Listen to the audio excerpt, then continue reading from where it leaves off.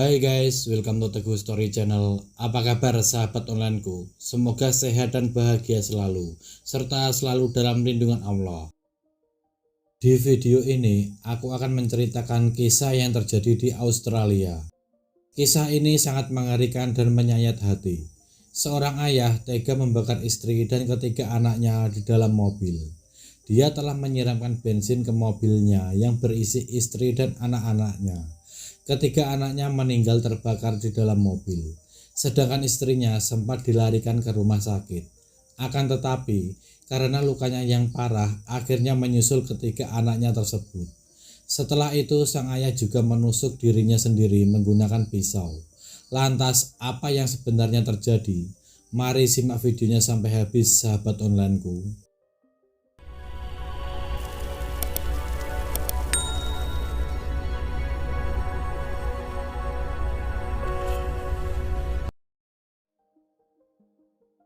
Pada tanggal 19 Februari 2020 telah terjadi kebakaran hebat yang membakar sebuah mobil di Jalan Brisbane Camhill, Australia. Kebakaran itu menewaskan seorang ibu dan 3 anaknya. Yang lebih menyedihkan, mobil tersebut dibakar oleh suami atau ayah dari ketiga anak tersebut. Tak lain merupakan satu keluarga. Usut punya usut, keluarga tersebut dikenal dengan keluarga Baxter. Keluarga Baxter terdiri dari 5 orang, yaitu Rowan Baxter dan Hannah Clark atau Hannah Baxter yang merupakan istrinya, serta ketiga anaknya Lyanna, Alia, dan Trey. Rowan dan Hannah bertemu saat Rowan berusia 30 tahun dan Hannah berusia 19 tahun. Rowan Baxter lahir dan dibesarkan di Tauranga, Selandia Baru. Rowan merupakan seorang mantan atlet rugby di Selandia Baru. Karirnya sebagai atlet rugby tidak sukses karena temperamennya yang tinggi. Sedangkan Hannah merupakan warga negara Australia. Hannah sendiri juga sangat menyukai olahraga. Dia pernah meraih medali dari cabang gimnastik. Rowan dan Hannah sama-sama menyukai olahraga, terutama gym. Pada tahun 2011, Rowan melamar Hannah dan pada Oktober 2012, Rowan Baxter menikahi Hannah Clark. Mereka menikah di Kingscliff, New South Wales. Kehidupan mereka setelah menikah terlihat sangat bahagia dengan dikaruniai 3 orang anak, 2 anak perempuan dan 1 anak laki-laki. Anak pertama bernama Alia Baxter, anak kedua bernama Lyanna Baxter, dan si jagoannya bernama Trey Baxter. Dari kecintaan keduanya dengan olahraga, Rowan dan Hannah kemudian mendirikan sebuah usaha gym. Bahkan mereka sendiri yang menjadi instrukturnya.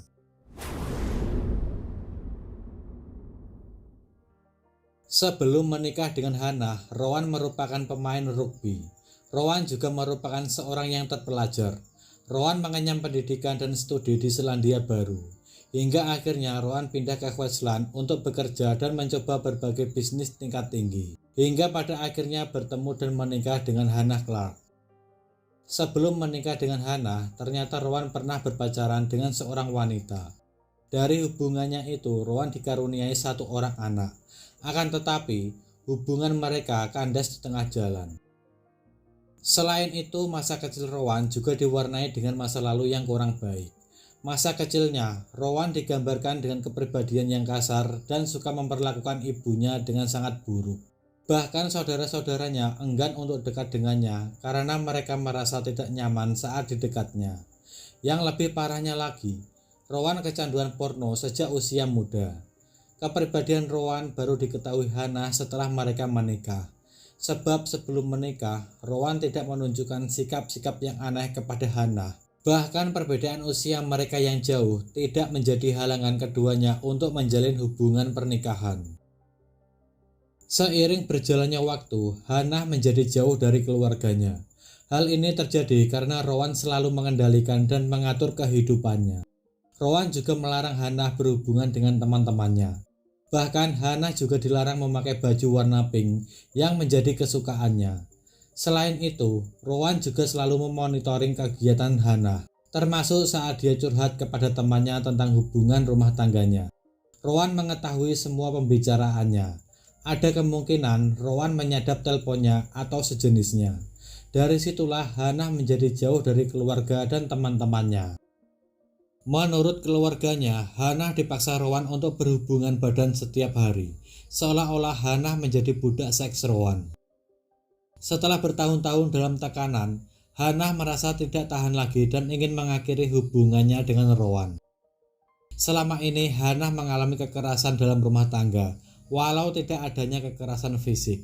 Hal ini disebut coercive control atau pengendalian secara paksa. Coercive control adalah pola perilaku yang berusaha untuk melemahkan harga diri atau rasa diri seseorang dan membatasi atau menghilangkan kebebasan atau kebebasan mereka. Ini menggambarkan berbagai tindakan pengendalian termasuk manipulasi, intimidasi, pemaksaan seksual, gaslighting, atau suatu bentuk pelecehan psikologis di mana korban dimanipulasi untuk meragukan ingatan dan kewarasan mereka sendiri. Pada November 2019, Hannah akhirnya pergi meninggalkan Rowan bersama dengan ketiga anaknya. Hannah pergi ke rumah orang tuanya dan meninggalkan mobil beserta ponselnya di sebuah parkiran umum agar tidak bisa dilacak Rowan. Pada 26 Desember 2019, Hannah beserta anak-anaknya sedang bermain di taman. Tiba-tiba Rowan datang dan mengambil Layanah secara paksa, lalu membawanya masuk ke dalam mobil sambil dilemparkannya sehingga membuat Layanah terbentur kepalanya. Orang-orang yang melihatnya sangat terkejut lalu melaporkan tindakan Rowan ke polisi. Diketahui Rowan membawa anaknya Layanah selama 4 hari, dan setelah itu Rowan mengembalikan Layanah ke ibunya. Atas kejadian ini, Hannah membuat domestic violence order yang melarang Rowan mendekatinya dan anak-anaknya. Dengan hal ini membuat Rowan menjadi frustasi. Dia tidak bisa lagi melihat anak-anaknya. Dia juga membuat postingan di sosmednya. Dia mencurahkan isi hatinya kalau dia sangat merindukan anak-anaknya, namun tidak bisa menemui mereka. Pada Januari 2020, Pengadilan Magistrat Holland Park mengembalikan akses Rowan untuk menemui anak-anaknya. Di balik kejadian ini, Rowan justru menyalahkan Hannah. Semua yang terjadi merupakan kesalahan Hannah. Anak-anaknya menderita semua karena Hannah, tetapi Hannah tidak menggubris tuduhan Rowan itu. Pada tanggal 19 Februari 2020, terjadi insiden yang sangat mengerikan menimpa Hannah beserta ketiga anaknya. Saat Hannah bersiap mengantarkan ketiga anaknya ke sekolah, tiba-tiba Rowan datang dari belakang dan langsung masuk ke dalam mobil. Dengan membawa pisau, Rowan mengancam Hannah dan memerintahkan untuk segera menjalankan mobilnya. Jika tidak, Rowan akan membunuhnya. Hannah yang saat itu ketakutan, dengan segera dia menjalankan mobilnya. Saat mobil sudah berjalan dan belum jauh dari rumahnya, tanpa Hannah sadari, Rowan tiba-tiba menyiramkan bensin kepada ketiga anaknya, ke Hannah, dan ke dirinya sendiri. Bensin itu sudah dia persiapkan sebelumnya, jadi memang insiden itu sudah dia rencanakan sebelumnya. Sesaat setelah disiram bensin, Hannah melihat seseorang di pinggir jalan, lalu dia menghentikan mobilnya untuk meminta pertolongan. Akan tetapi dia kalah cepat dengan Rowan. Rowan juga dengan segera menyalakan api sehingga membuat kebakaran hebat di dalam mobil. Dengan tubuh terbakar, Hannah mencoba menyelamatkan diri dengan melompat dari mobil dan berguling-guling di tanah berharap api akan padam.